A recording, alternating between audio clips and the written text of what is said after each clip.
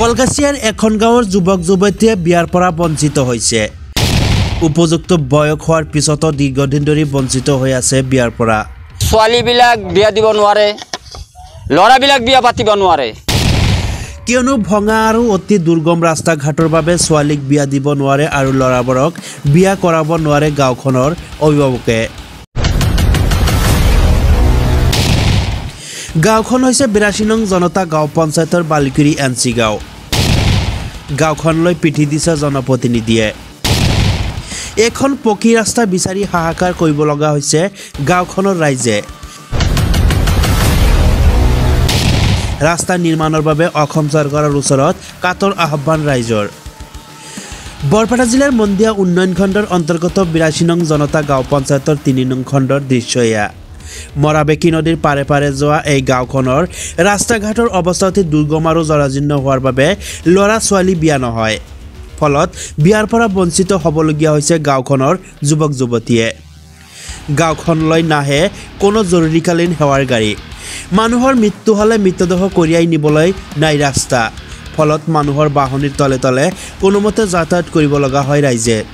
উল্লেখযোগ্য যে জনতা বজাৰৰ পৰা চাউৰাচাৰা চিকিনলৈ যোৱা মৰাবেকীৰ পাৰে পাৰে থকা এইখন মূল ৰাস্তা আছিল যদিও দীৰ্ঘদিনৰ পৰা ভাঙি জৰাজীৰ্ণ হৈ আছে। কিন্তু জনপ্ৰতিনিধিয়ে ৰাস্তা নোহোৱাকৈ ব্যাপক দুৰ্নীতি সংঘটিত কৰি এখন কালভাৰ্ট নিৰ্মাণ কৰাত ৰাইজৰ মাজত তীব্ৰ প্ৰতিক্ৰিয়াৰ সৃষ্টি হৈছে। বাৰিষা আহিলেই যাতায়াতৰ ক্ষেত্ৰত বিপদজনক হৈ পৰে ৰাস্তাসমূহ। ফলত বিদ্যালয় এৰিব লগা হয় কণ কণ ছাত্ৰ ছাত্ৰীসকলেও। নিৰ্বাচন আহিলেই ৰাইজৰ হাতে ভৰিয়ে ধৰে জনপ্ৰতিনিধিয়ে।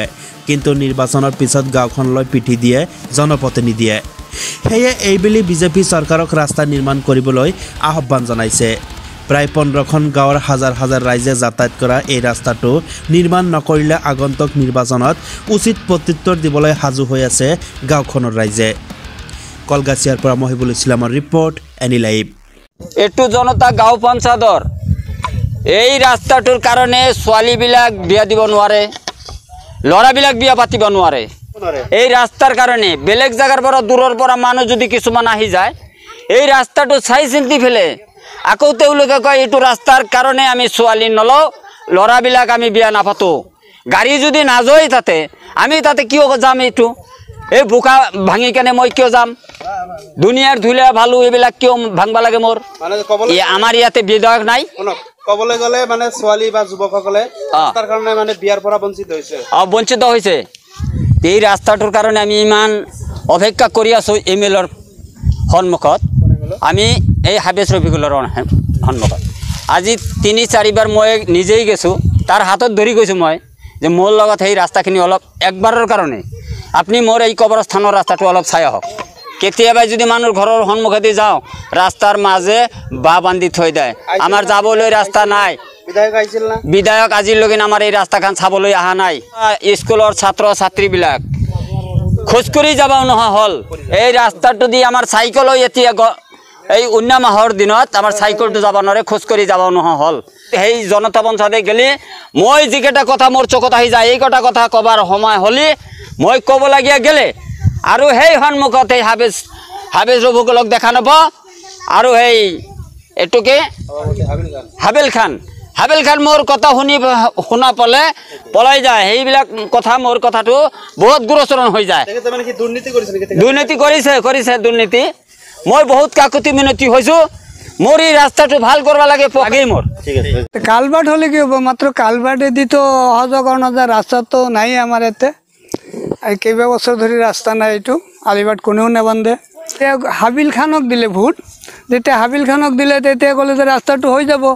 যে হাবিল খানৰ পেৰত শেষ হ'ল, ৰাস্তাৰ কাম কৰিব বুলি কৈছিল, কৰা নাই। লাভ হৈছে আৰু কি, কালভাৰ্টেৰ ওপৰেদি যাব, ৰাস্তা থাক বা নাথাকক, মানুহৰ ঘৰৰ ওপৰেদি অহা যোৱা কৰি আছে, মানুহৰ মাটিয়েদি। এইখিনি আমাৰ লাভ হৈছে। যি কি নহওক এই ৰাস্তাটো আমাৰ মানে অন্তত 14-15টা গাঁৱৰ মানুহ অহা যোৱা কৰি থাকে। ৰাস্তাটোৰ বিশেষ প্ৰয়োজন। মই এটা কথা ক'ব খোজোঁ, মোৰ নাম আব্দুৰ ৰহমান।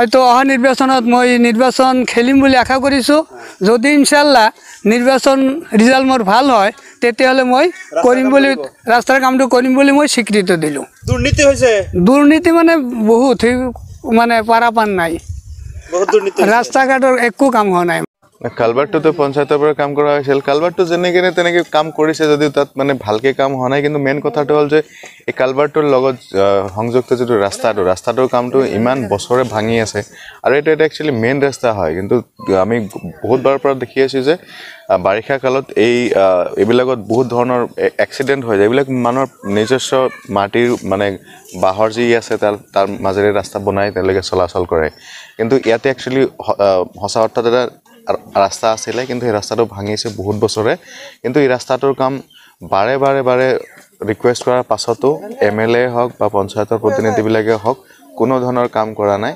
কিয় ৰাস্তাটো নোহোৱাকৈ মাজত খালি অকণমান এটা কালভাৰ্ট এনে বহাই খালি সেই কামটো শেষ কৰিছে তথাপি এটা আপোনালোকে চাব কোৱালিটিটো বহুত বেয়া দুৰ্নীতি ইয়াতো হৈছে যে মানে যিমানখিনি কাম কৰিব লাগিছিল কৰা নাছিলে ইয়াতো দুৰ্নীতি হৈছে তাৰ লগতে এই কালভাৰ্টটো খালি অকল কালভাৰ্টৰ কামটো আহিব নালাগে ৰাস্তাটোৰ কামো হ'ব লাগে আৰু ৰাস্তা নোহোৱাকৈ এনেকৈ এটা জেগাত মানে আইচলেটেড এটা কালভাৰ্ট বনাই কিনে কি লাভ হ'ব সেইটো অকণমান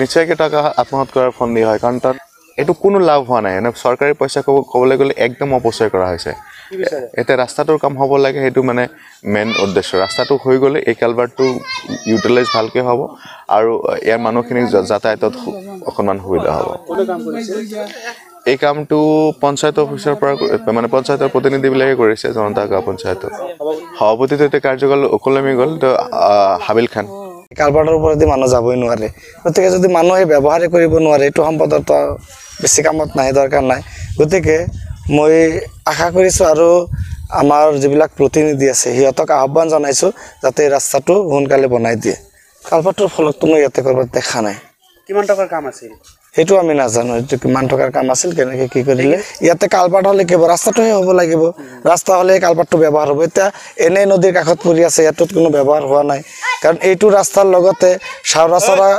চাউৰাচৰা গাঁও জাবৰিমাৰী গাঁও এইবিলাক গাঁও জড়িত হৈ আছে এইটো ৰাস্তাইদি সিহঁতে অহা যোৱা কৰে বৰ্তমান বেলেগৰ এই বাঁহৰ বনৰ তলেদি গৈ আছে কাৰোবাৰ ঘৰৰ ওপৰেদি গৈ আছে চাৰিচকীয়াতো যাবই নোৱাৰে বাৰিষা কালত বাইক যোৱাটো খুবেই অসুবিধা হৈ পৰে গতিকে মানুহে এটা জমৰ যাতনাত ভুগি আছে ৰাইজৰ লাভ হৈছে না লোকচান হৈছে সম্পূৰ্ণ লোকচান হৈছে ইয়াত লাভৰ লটো দেখা পোৱা নাই হ'লে প্ৰতিনিধিৰ লাভ হৈছে ৰাইজৰ কাৰণ ৰাইজে যদি ব্যৱহাৰ কৰিব পাৰে তেতিয়া লাভ হ'ব কাৰণ এতিয়ালৈকেতো ৰাইজে এইটো ব্যৱহাৰ কৰিব পৰা নাই গতিকে সম্পূৰ্ণখিনি এইটো বেয়াই হৈছে ইয়াতে লাভ হোৱা নাই লোকচানেই হৈছে কি বিচাৰে এতিয়া বিচাৰোঁ যে যিবিলাক প্ৰতিনিধি আছে হয়তো MP ছাৰে হওক বা MLA ছাৰে হওক আমাৰ এই ৰাস্তাটো যাতে বনাই দিয়ে